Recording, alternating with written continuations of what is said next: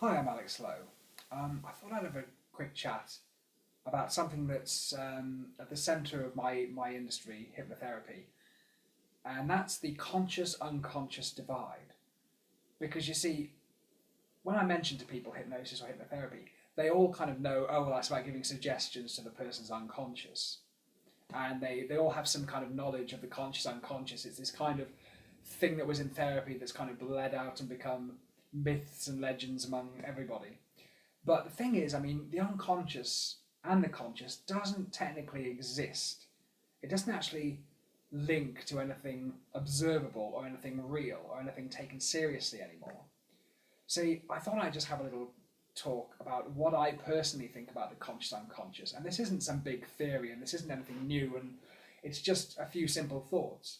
Um, See, how I usually describe it is that the conscious mind is what you refer to as I. When you say, I think this, I think that, this is what I would do. Well, that construct of I mean, kind of what are you referring to there? Because you're not just like referring to your body, you're referring to like your personality.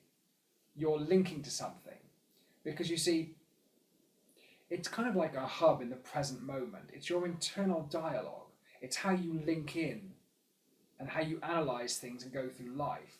Your internal dialogue and the pictures and images you make are formulating the decisions you make, what you'll do, what your personality is like, what you believe. We're taking in information all the time through our senses, and we're sort of filtering it through our neurological structures, through our beliefs, values. If you know NLP, things like meta programs and submodalities, those kind of things.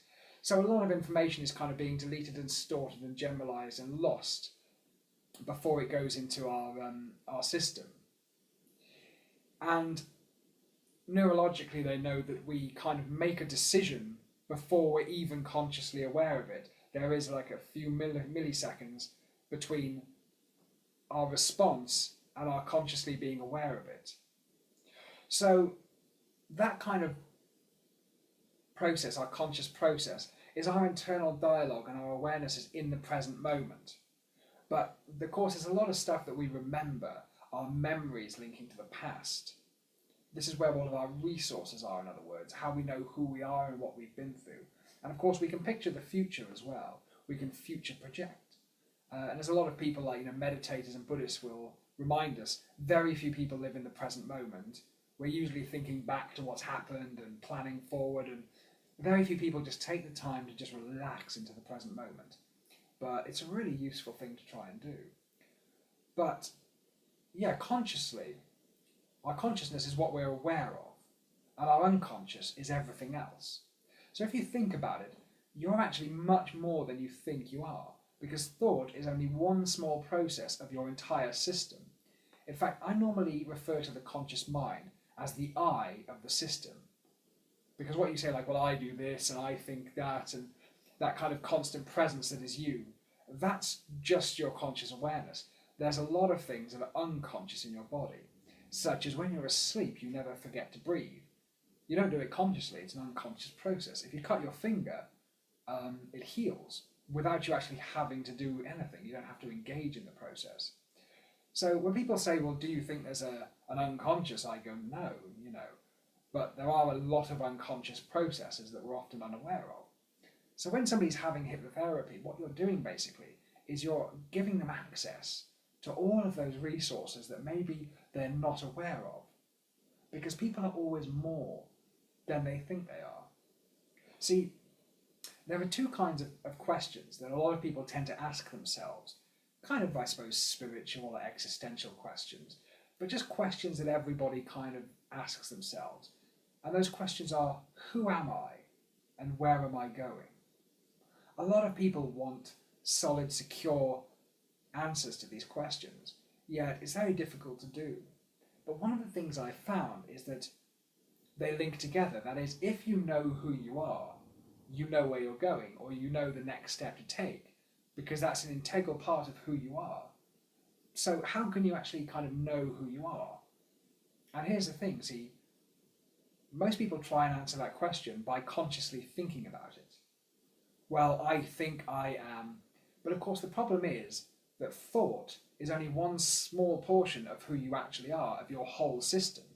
So you can't actually know who you are in terms of thought.